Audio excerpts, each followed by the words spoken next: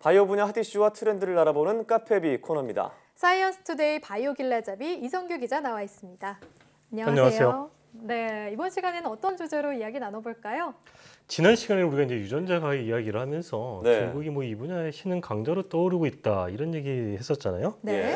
이제 중국이 미국을 뭐 뛰어넘겠다 이런 네. 얘기였는데 결국 이제 그 얘기는 이 기술이 그만큼 중요하다라는 걸 방증하고 있는 거죠. 네, 그렇습니다. 유전자 가위 기술의 파급 효과는 뭐 뉴스 보도나 저희 카페비를 통해서 여러 차례 말씀을 드렸었는데 사실 그만큼 유전자를 다룬다는 것이 인류의 어떤 질병 치료를 위해서 바이오 분야에 굉장히 중요한 의미가 있다는 생각이 들어요. 그러니까 이 바이오 연구에서 유전자는 굉장히 중요한 의미를 가지고 있는데요. 네. 예를 들어서 우리가 암을 뭐 이렇게 얘기를 하면은 암을 일으키는 원인 가운데 하나가 유전자죠. 예. 이 유방암의 경우에는 이 브라카라는 유전자에 돌연변이가 생기면 발생하거든요. 네. 할리우드의 그 유명 여배우 이 안젤리나 졸리는 네. 자신의 그 브라카 유전자에 돌연변이가 있다는 사실을 알고 나서 그 유방 절제 수술을 받아서 화제가 됐었죠. 네, 그렇죠. 이 브라카 유전자처럼 질병을 일으키는 유전자를 이제 정상 유전자로 교정하자. 이게 바로 유전자 가위 기술이잖아요. 그런데 이런 유전자 가위 기술 말고도 이 질병을 일으키는 유전자를 치료하는 기술이 또 있다면서요? 몇 가지 방법이 있는데 이제 그 가운데 하나가 RNA 간섭, RNA 인터피어런스라는 기술이 있어요. 네. 네. 이제 RNA 간섭은 말 그대로 우리 몸에 있는 이 RNA의 활동을 뭐 간섭해서 억제하겠다 뭐 이런 거거든요. 네. 이 질병을 일으키는 RNA가 이제 활동하지 못하도록 해서 그 질병을 억제하겠다 뭐 이런 개념입니다. 네, 네. RNA 간섭이요. RNA 얘기가 나왔는데 좀 더 이해하기 쉽게 구체적으로 설명 부탁드립니다. 좀 RNA 얘기가 나오니까 이해가 좀 어렵죠. 네. 이 RNA 간섭을 이해하려면 먼저 이 생명 현상의 흐름을 알아야 하거든요. 예. 네. 그러니까 이제 단백질, 그러니까 DNA는 일종의 어떤 설계도이고 네. 우리 이제 몸 안에서 실제로 일하는 일꾼은 단백질이잖아요. 네. 그렇죠. 근데 이 DNA에서 단백질이 바로 만들어지는 것이 아니라 이 RNA라는 어떤 중간 단계를 거쳐요. 예. 네. 그러니까 이제 DNA에서 RNA가 먼저 만들어지고 이 RNA로부터 단백질이 합성이 되는 거죠. 네. 네. 이렇게 DNA에서 RNA가 만들어지는 거하고 RNA에서 단백질이 만들어지는 거 이 두 개를 합쳐서 유전자 발현이라고 합니다. 네, 그러니까 이 RNA는 DNA와 단백질의 중간 다리 역할을 하는 셈인 건데요.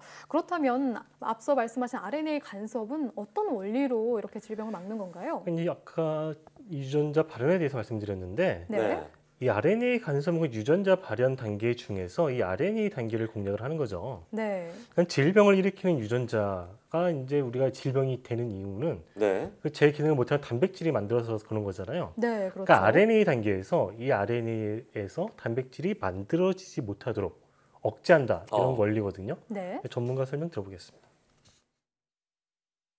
유전자가 발현이 되기 위해서는 DNA에서 RNA 그리고 RNA에서 프로테인, 단백질로 유전 정보가 이동을 하는데 이 RNA 단계에서 그 발현을 조절하기 위해서 그 작은 단편의 RNA가 이 RNA 붙음으로 인해서 이 유전자 발현을 조절하는 것을 이용을 하는 치료 방법이라고 할 수 있습니다. 방금 이제 작은 단편의 RNA로 말을 했는데 그걸 네. 스몰 RNA라 그러거든요. 네. 네. 그래서 아주 작은 RNA 단편을 우리가 원래 목표로 했던 질병을 일으키는 유전자에 붙게 하면은 이 RNA가 단백질로 만들어지지가 못해요. 아, 그러니까 다른 RNA를 활용해서 RNA 간섭을 일으키는 RNA를 거네요. 이용해서 RNA를 억제한다 뭐 이런 원리인데 네. 그래서 RNA, 그러니까 유전자의 어떤 기능을 억제한다, 유전자를 네. 침묵시킨다 이렇게도 불립니다. 그래서.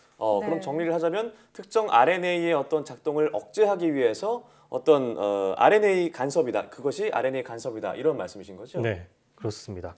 이 원리는 1998년에 그 미국의 두 명의 과학자가 발견을 했어요. 네. 크레이그 멜로 교수와 앤드루 파이어라는 교수들인데 네. 이분들이 이제 1998년에 이 원리를 발견했는데 8년이 지난 후에 노벨 생리의학상을 받았어요. 이거 발견한 오. 공로로. 네. 근데 이제 보통 우리가 노벨상, 그러니까 생리의학상 같은 경우에는 한 20년에서 30년 정도 걸리거든요. 상을 받기까지. 네, 근데 한 8년 만에 받았으니까 이 기술의 중요성이 그만큼 중요하다. 이런 걸 좀 방증한다. 이렇게 볼 수가 있는 거죠. 네, 그렇군요. 게다가 최근에는 이 RNA 간섭을 이용한 치료제가 세계 최초로 미국 FDA 승인을 받기도 했다고 들었는데요. 이 치료제의 원리가 어떤 내용이죠? 그러니까 이 앤드류 파이어하고 크레이그 멜로가 이 RNA 간섭 현상 원리를 발견한 게 1998년이잖아요. 네. 네. 올해가 2018년이니까 20년이 지나서 이제 상용화의 결실을 맺었다. 이렇게 볼 수가 있는 건데 네. 물론 이 두 명의 과학자가 이거를 한 건 아니에요. 병이에요. 이 미국의 그 엘라일람 파마슈티컬이라는 네. 바이오 업체가 이제 개발한 약인데 이 약은 이제 다발성 신경병증을 치료하는 그런 약이고요. 예. 이 병은 이제 간에서 어떤 특정 단백질이 만들어지지 않아서 이게 분해되지 않고 특정 단백질이 분해되지가 않아서 축적이 돼가지고 어떤 신경병증을 일으키는 그런 병이고 방금 이제 그 어떤 특정 단백질이 분해되지 않는다 그랬잖아요. 네. 이 분해되지 않는다는 건 이게 돌연변이가 일어났기 때문에 유전자에 네. 분해되지 않는 거거든요.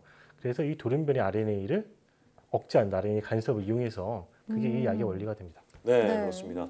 그럼 세계 최초의 RNA 간섭 의약품이 이제 등장하게 된 건데 앞으로 이제 의약품 시장에 분물처럼 등장하게 될 것 같은데 어떻게 전망할 수 있을까요? 사실은 이제 이 앤드루 파이어하고 이 크레그 멜로가 이 원리를 발견한 이후에 네. 이 RNA 간섭을 이용한 연구가 굉장히 활발하게 진행이 됐죠. 예. 네. 근데 이제 아무리 연구가 활발히 진행이 되더라도 신약이 나오려면 15년에서 20년 걸리니까 그때부터 시작을 해서 한 20년 만에 나왔다. 굉장히 빨리 나온 거거든요. 그것도. 네. 네. 이렇게 볼 수가 있고 지금 이거를 이용한 임상 연구가 굉장히 활발히 진행이 되고 있어요. 전 세계적으로. 그래서 뭐 당뇨병성 환방 부종이나 C형 간염, 뭐 고콜레스테롤에 대한 임상 시험이 지금 미국에서 진행이 되고 있습니다. 네, 이렇게 RNA 간섭을 이용한 임상 시험이 활발하게 진행되고 있는 만큼 뭐 제2의, 제3의 승인 신약이 나올 것 같다라는 생각이 드는데요. 그러니까 정리를 해보자면 RNA 간섭은 일종의 유전자 치료라고 볼 수 있잖아요. 그러면 이제 신약 개발의 추세가 이 유전자에 집중해 본다 이렇게 볼 수도 있을까요? 우리가 이제 이 신약 개발의 어떤 역사를 한번 되짚어 보면은 네. 1세대 신약이라 한다면 이거를 우리가 이제 케미칼이라고 부르거든요. 우리말로 하면 화학 물질 되는 건데 네. 그러니까 이제 어떤 그 병을 일으키는 단백질에 결합하는 걸 우리가 인공적으로 화학적으로 그 구조에 들어맞는 걸 만들었다. 그래서 이걸 케미칼 신약이라고 불러요. 네, 그러니까 단백질을 치료하는 거죠. 그 다음에 이제 나온 게 이 케미칼 다음에 나온 게 이제 바이오 의약품이라 불리는 건데 아, 네. 이건 네. 이제 항체와 같이 항체도 역시 단백질에 달라붙는 거거든요. 네. 근데 케미칼이랑 다른 거는 이거는 이제 화학물을 우리가 인공적으로 만드는 거라면은 항체는 우리가 세포를 이용해서 우리 몸에서 만드는 똑같은 그런 물질을 만들었다, 생체 물질을. 네. 지금은 이 바이오 의약품이 대세예요. 네. 그런데 이제 요 유전자 치료는 지금 앞에 설명한 거하고 좀 차이점이 있거든요. 네. 앞에 이제 케미칼이나 이 바이오 의약품은 단백질을 공략하잖아요. 네. 근데 어떤 단백질의 그 청사진, 설계도는 유전자잖아요. 그렇죠. 이 유전자 치료는 이 질병을 일으킨 거 유전자를 타깃으로 하잖아요. 네. 그러니까 조금 더 근원적이다. 원래 그 뿌린 걸 공격을 하니까 네. 그렇게 이해할 수가 있고요. 네. 전문가 설명 들어보겠습니다. 기존에 이제 그 그러니까 화합물 치료에서는 이제 그 타겟 단백질을 억제할 수 있는 화합물을 찾아야 되는 과정이 굉장히 오래 걸립니다. 많이 어렵고 그리고 마찬가지로 항체를 만든다고 해도 그 항체가 이제 잘 적용을 할 수 있는지에 대한 그런 여러 가지 한계점이 있죠. 근데 유전자 치료라고 하는 거는 특정 유전자에 대한 선택적인 그 핵산을 이용하기 때문에 훨씬 더 선택성이라든가 그 신약 개발에 있어 이제 좀 많이 쉬워지는 그런 방향으로 발전을 할 수 있다라는 장점이 있습니다. 이제 부연해서 설명하자면 지금 주목받고 있는 유전자 거의 기술도 네. 큰 틀에서 보면 이제 유전자 치료의 어떤 한 갈래거든요. 네. 이제 앞으로 유전자 거의 치료가 사용화 될 경우에는 이런 유전자 치료를 활용한 신약 승인이 본물을 이룰 것으로 전망이 되고 있는 거죠. 그렇습니다.